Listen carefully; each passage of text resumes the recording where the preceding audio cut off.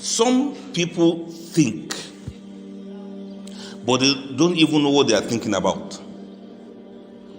And some people think, but they only think of negative things. Some people think about things and they think about people, but they do not think about themselves. While some people think about things and people, they are waiting for other people to think for them. They don't think about themselves and they don't think for themselves. The question also is it possible that some people don't even think at all? When we say some people don't think about themselves, they run away from looking at themselves. We call it introspection. They run away from thinking about what they may do in future. We call it imagination, or some of the things that may happen. All of these things of memory, imagination, retrospection, they are all some forms of descriptions of thinking. Sometimes, to take it very, very far to extreme, dreams are some of the ways we think in pictures when we are asleep. Nightmares are some representations or something that resembles a form of thinking that we do when we are asleep. Whether it is good thoughts, we say we have good dreams, or bad thoughts, we say we have bad dreams. Sometimes you are the one that transforms yourself into an external image and you end up talking to yourself when you sleep.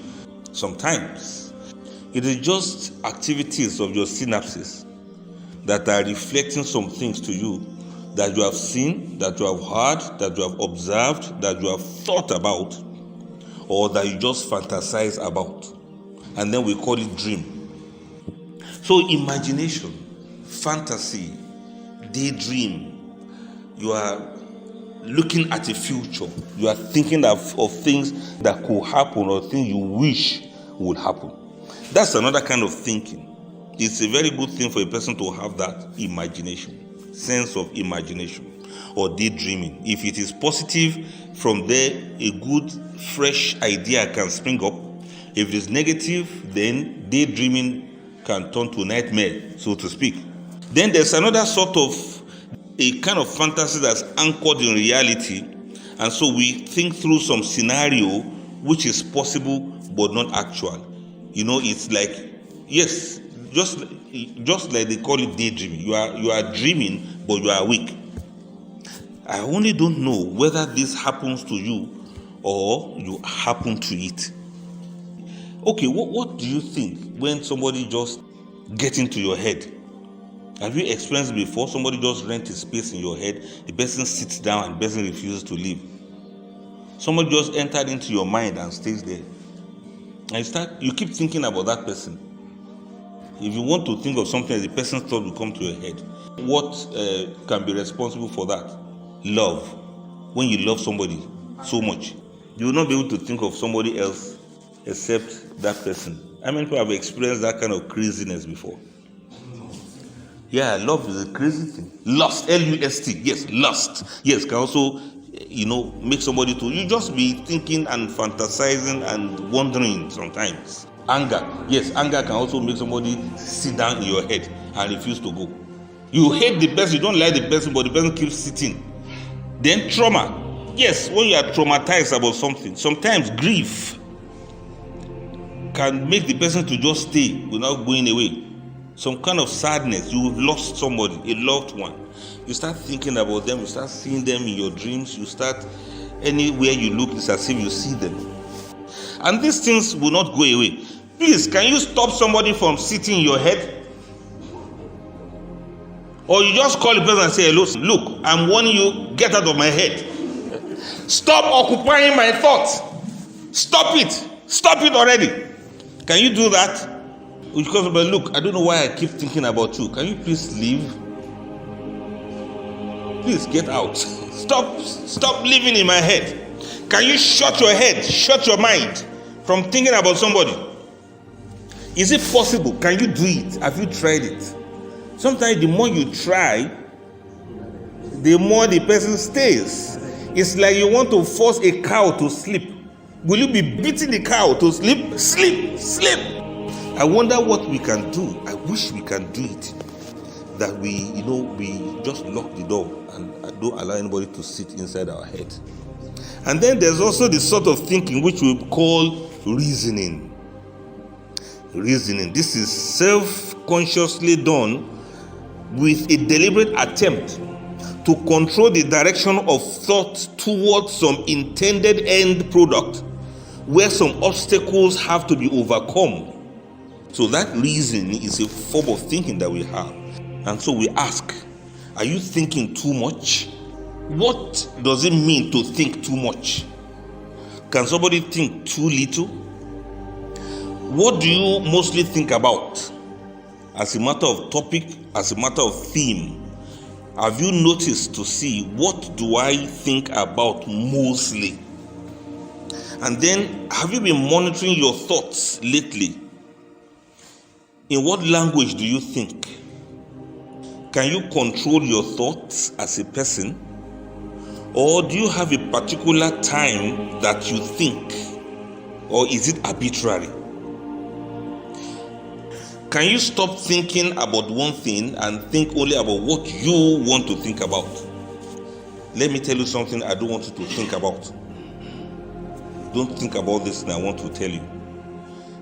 There's a very big elephant and a small puppy dog that was barking at the elephant. But the elephant kept moving without even looking back. Did you think about elephant now? I thought I said don't think about what I want to tell you. Did you think about elephant and a small puppy dog right now? You just thought of it even when I said don't think about what I want to tell you now. Do you control your thoughts? Or your thoughts just happen? Is your thought alive on its own? Or you are the one that's in charge of your thoughts? Are you thinking or are you thought? Let me ask you another one. Do you fear what people would think about you? Right now, as we speak now, can you guess or imagine what somebody is thinking about you right now? Now, the person that is sitting beside you, what is the person thinking about you? Look at the person and imagine. Maybe you are thinking this person is as confused as I am about this thinking topic. I'm thinking that this person is also thinking about what is this thinking topic we are talking about. Then, do you think you are being misunderstood by people who think about you? Do they think accurately about you? And then what do you think about yourself? Who exactly do you think you are? Who do you think you are? If somebody asks you, who do you think you are? Assumptions is another way of describing some of the attributes of our thoughts. Is the whole of your life based on assumption? Are you ever sure about anything? Have you ever thought about something and it happened to be real, or it happens to be true, it happens to be exact? Do you do guesswork about life, about things, or you actually think them and they happen to be the right thinking that you are having? The thinking and the thoughts you have now, are they true? Are they right? Are they false? Are you living life based on assumptions as a result of some deceptions that some people have passed into your mind? What do you perceive?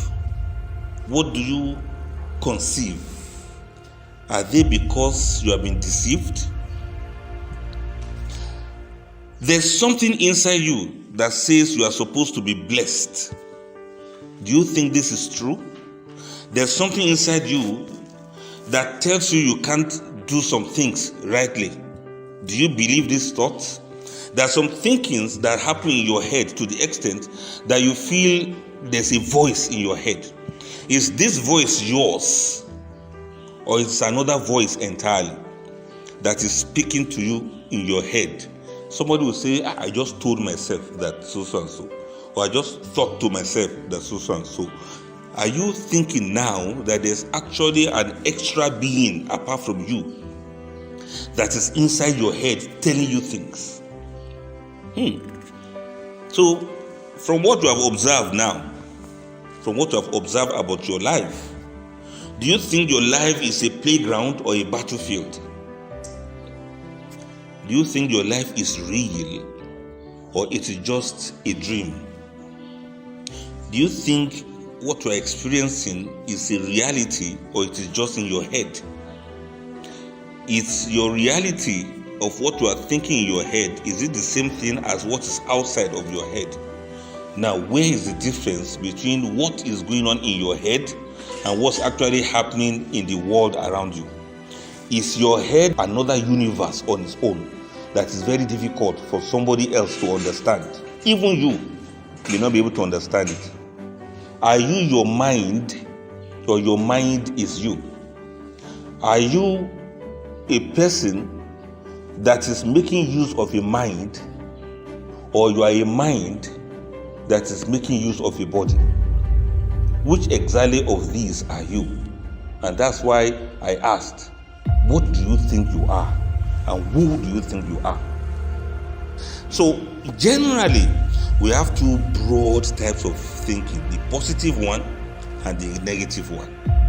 And in my own opinion, I think the problems people have when it comes to security, there's cyber security, there's so many other kind of security.